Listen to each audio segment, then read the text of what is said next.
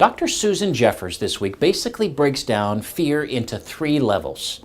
Level 1 fears have to do with the things that happen to us and those things requiring action from us. If you remember from the keys to success that we talked about last month, the 7 basic fears were as follows. The fear of poverty, the fear of aging, the fear of getting ill, the fear of dying, fear of losing loved ones, the fear of criticism, and the fear of loss of freedom.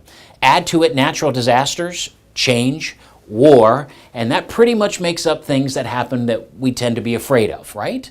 All right, the next part, though, of level 1 fears is those that are requiring us to take action. Things like driving a car. A lot of people are afraid of that, believe it or not. Going back to school, children, I remember my kids always seemed to have a little bit of fear on the first or second day of getting back into school again. Making decisions, career change, being interviewed. A lot of people are afraid of that.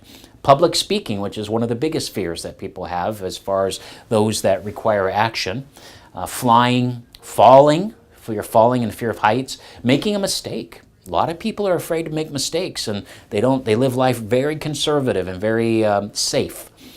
Intimacy, getting close to other people, making friends, ending or beginning a relationship, using technology. Believe it or not, people are afraid of using technology because they don't understand it.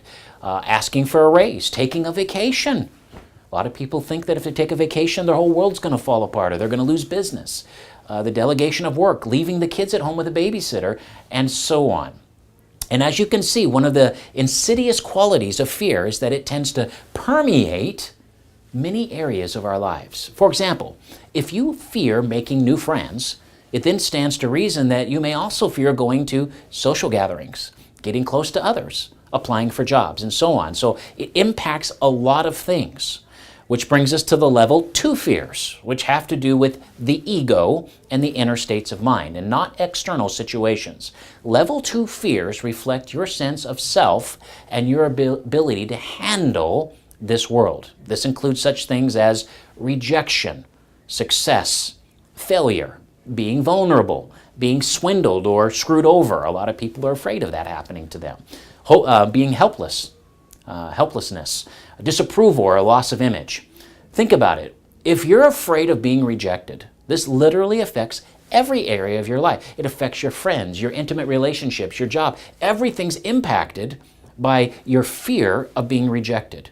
You basically begin to protect yourself, and the result of that is living a life with lots of limitations. It's about shutting down and building up bigger walls to close out the world around you. Level 2 fears are very serious because they affect so many areas of our lives. Now we get to level 3. The biggest fear of all of them, and the one that really keeps you stuck. Are you ready? Here it is.